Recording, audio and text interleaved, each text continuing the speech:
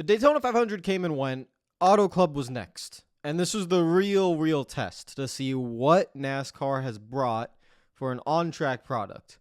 And I promise you when I say this, it passed with flying colors in every single way, except for maybe tires. But other than that, if you can get if you could overcome that, it is so good.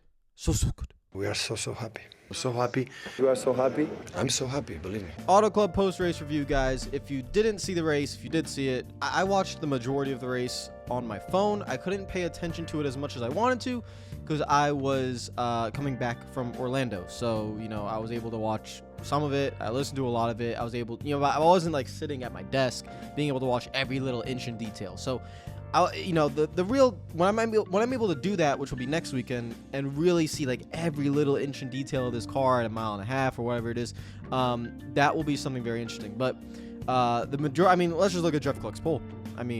It stopped the count. It's good. Shout out to all the Patreon supporters for always support the channel. You guys are the absolute best. You want to help support the channel directly, all you guys gotta do is subscribe, sub.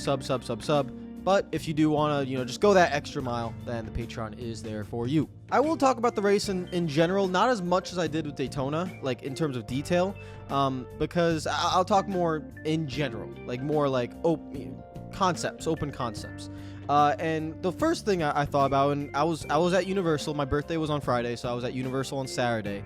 And I went into, if you guys have been to Universal Studios in Orlando, there is an NBC grill. It used to be the NASCAR grill, like years ago. It used to be like an actual like NASCAR restaurant, NASCAR themed, everything. Then they took out the NASCAR stuff and they made it NBC Sports Grill.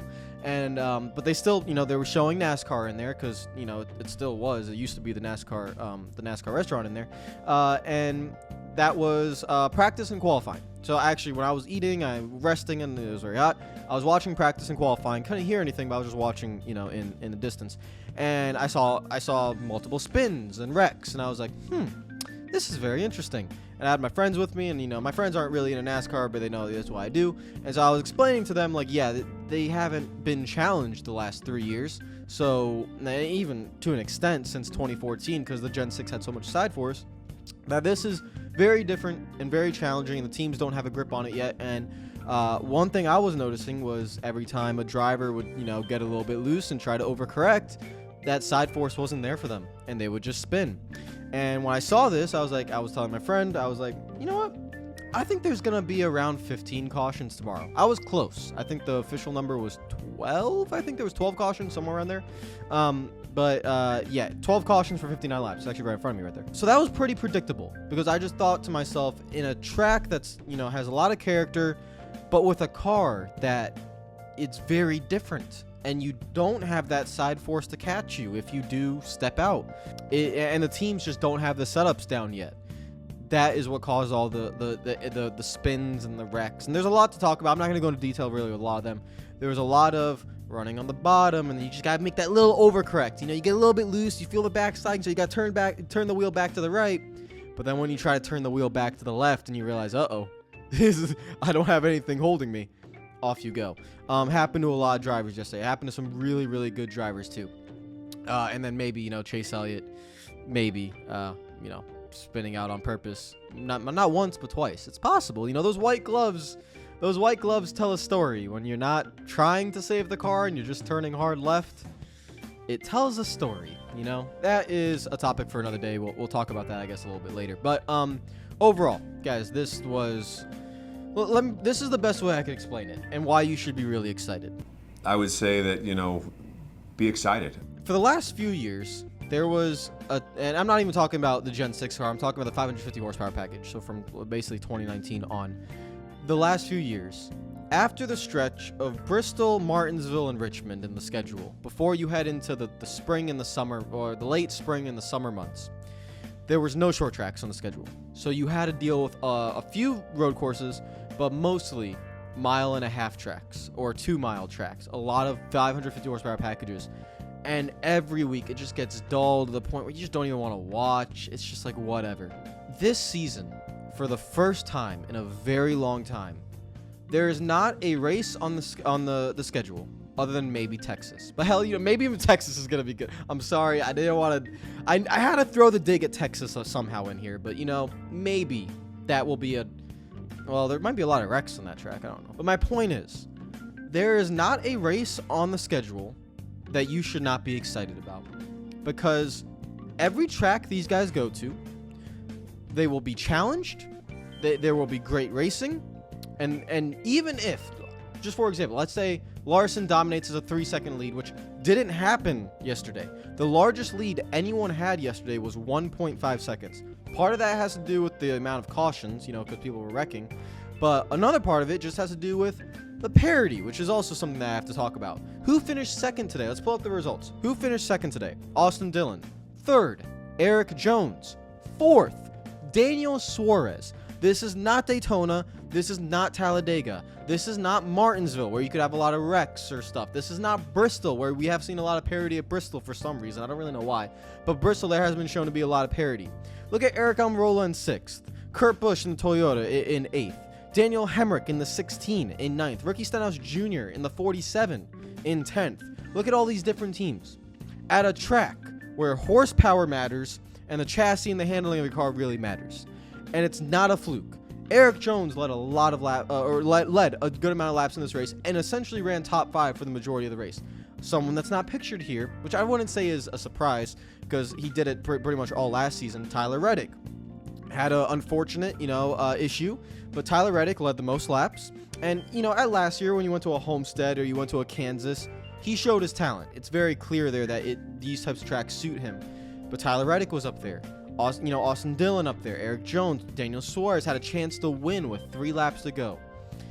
This is where you should be very excited. Because it's very clear right now that in the beginning of this season, there is not a team, like a Hendrick or a Gibbs or anyone, that is clearly better than anyone else. And it was designed that way, where the cars are very similar now.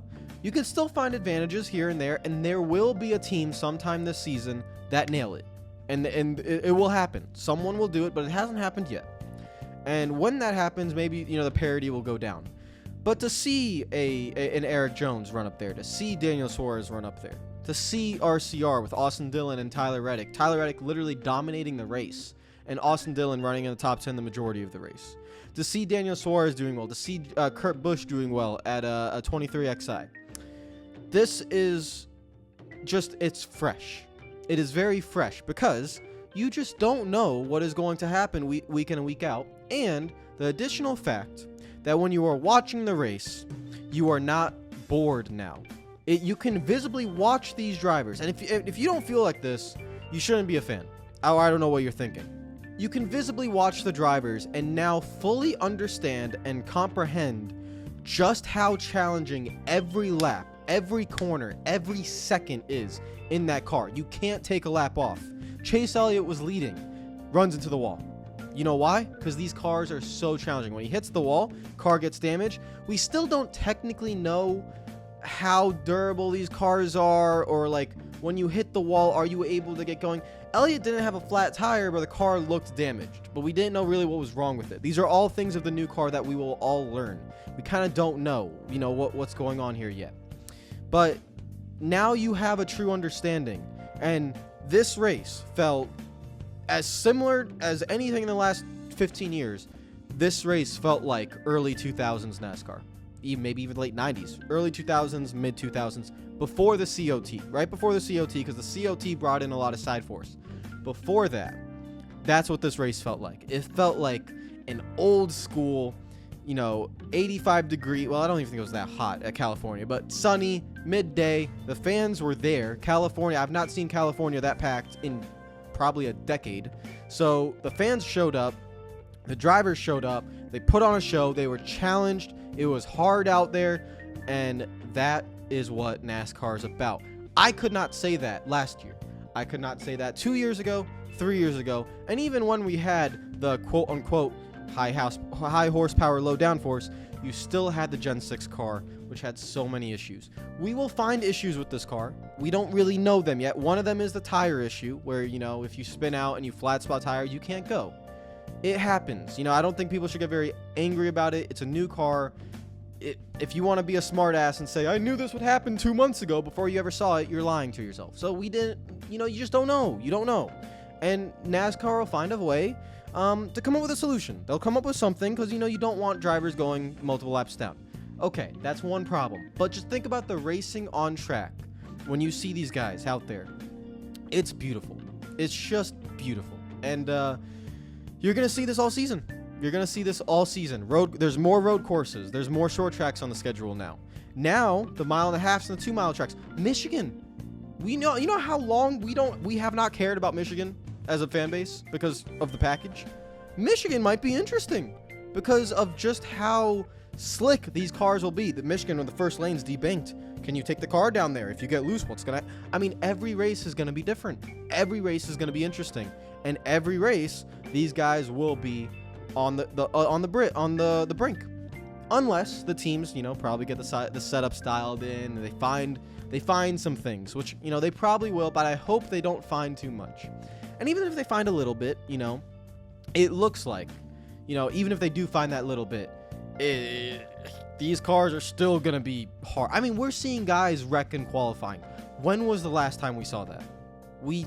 Even in the mid-2000s, you saw it a few times, but, we saw as many single car spins today as we've seen. Oh, man, I don't know. When was the last time we saw single car spins? Like this many? Do the research. I don't know. Be excited. I'm telling you right now, I've been talking about this car for years. You know that. You guys know how excited I've been for this car. Yes, it'll have issues. Yes, it'll have some problems. I want to pay closer attention to dirty air. I want to see, dirty air didn't seem like a massive factor to me yesterday because obviously you could go a lot of different places. We have to go to a track where there is less lanes and see what the car does. I don't think it'll be as big of a problem. Obviously, it's racing. There will still be a problem with it. But when you have off-throttle time, like when you are partial throttle throughout the majority of the corner, you will be able to fight through that dirty air at least better than what you were with the 550 horsepower package. And I want to make it very clear. I want you guys and me as well. I'm gonna be very vocal too, more vocal than I've been the past few years. The past few years, I've just kind of been sitting around because I knew, well, the next gen car is coming, so there's no point in complaining about this stupid 550 horsepower package because, it hopefully goes away soon. It did. We have this, and now be vocal. Be like, okay, I really like this. So show up, buy a ticket to the track, fill out the grandstands, watch on TV, tell your friends to watch on TV, tell a stranger to, hey, this thing is kind of cool. How about you give it a watch? Hopefully Fox fixes their production quality so, it actually looks better on TV. But if you can go to a track in person and spend that kind of money, go support it. You guys have just as big of a part as NASCAR has in this. If you like this, which I do, if you like it and you want it, then show it. It's like the thing I like to compare it to is or if you play games, the video games, right? And you see this really good game, instead of, waiting till it goes on sale or borrowing your friend's copy, support. That's what you got, Patreon members. That's what you guys do for me. You like my content, you support, right? You guys who are watching this video, you might hate me, you might like me. You subscribe, you don't subscribe, whatever. You support. You don't cut through you don't do shortcuts. So if you like this, watch. If you want to go to a race, go. If you want to pay the money and support, do it. Because that's how NASCAR gets the feedback. And it's like, oh, wow, grandstands are getting packed. TV ratings are going up. They must be really liking this. How about we not try to take the horsepower away again? How about we not do the stupid things we've been doing over the last decade? They'll get the message if you just show them. So that's my whole. I'm gonna probably end it there. I know I didn't talk about the race too much. This is more of like a general concept. Kyle Larson won, by the way. But show your support, because it seems like from the outside, what I'm seeing, that the majority of you and most people, except for maybe Chase Elliott fans who are crying because Larson put him in the wall, and we always have, I'm a Chase Elliott fan. If he doesn't do well, screw NASCAR. I kind of used to be like that with Gordon. I understand. You kind of get like a center focus. You get really, you get driver focus. You have a driver bias. If your driver doesn't do well, you think the race is boring if your driver runs 15th. I understand it. But everyone else, I think we can all come to an agreement that this is the style of racing we want. And we need a little bit more of a sample size. Let's go to a track that isn't as bumpy, you know, because obviously the bumpy tracks are great. But let's go to, is Las Vegas next week? What's next? Well, let's go to a few 1.5 miles. Let's see what Charlotte's like. Let's see what New Hampshire's like. Let's see what Dover's like. Dover's going to be a very interesting track for me because, you know, well, we'll just see what it's like when a car is very difficult to drive, you know, we'll see. So let's see what those tracks are like. Let's see how the races go. Let's see, you know, how those things are. Let's see, you know, let's just see. Let's see. And if you guys like it, support it. That's like the main thing here. I love this race. I mean, it was just so good. It was so, and I'm not just saying because we had 12 cautions. It's not like, well, there was a lot of wrecks and crashes and I really liked it. No, it's the fact that I am watching talent. I'm watching drivers be challenged. I'm not watching them be bored with slow cars and full throttle racing and momentum race. I'm not watching that. I am watching drivers race against each other, race against the track, and even when they're by themselves, having to just drive the car in an insanely challenging way, which makes every lap entertaining and you never really know what's going to happen. So I've been rambling a lot here. Let me know what you guys think of this product. I don't know what I'm going to title this video, but I have a few ideas. This is just, oh, and just one more little gripe. Last thing, Penske Racing. When I was watching on my phone, every time I saw a yellow car, what is it? What's the sponsor of that car? Is it Menards? I don't know. You know Austin Cindric's paint scheme? That paint scheme was Ryan Blaney's paint scheme all of last season.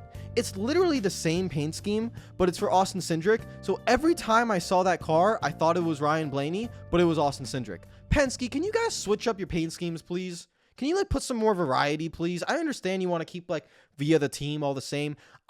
Every time I saw that car, I thought it was Ryan Blaney. It's really frustrating. Can you guys like there's a ton of amazing graphic designers that can make amazing paint schemes. Joey Logano's paint scheme and the sponsor placement on that quarter panel is atrocious. Can you guys please do a better job with that and like, you know, change it up? I don't know, so I can actually know like, hey, that's Austin Cindric, not Ryan Blaney, because he had the paint scheme. It's not that hard, guys. It's not that hard, all right? Only Red Bull allowed to do that nonsense where they do the same paint scheme over and over. Only Red Bull. Penske, you're not allowed to do that, okay? That's my gripe. I had to get mad about something. I'll see you guys later. Comment down below. Let me know what you think. Hopefully, they never run that paint scheme again on the 2 car because I'm going to keep thinking it's Ryan Blaney. And it's very frustrating. I'll see you guys next week or tomorrow. I'm going to be uploading. I have to upload something about NASCAR 22 because I saw it when I was at Universal and I was like, oh. So, yeah, we'll talk about that. Take care of yourselves and enjoy the rest of your day. Follow me on Twitter and Instagram if you're not already. Subscribe if you're new. I'll see you guys later. Peace out.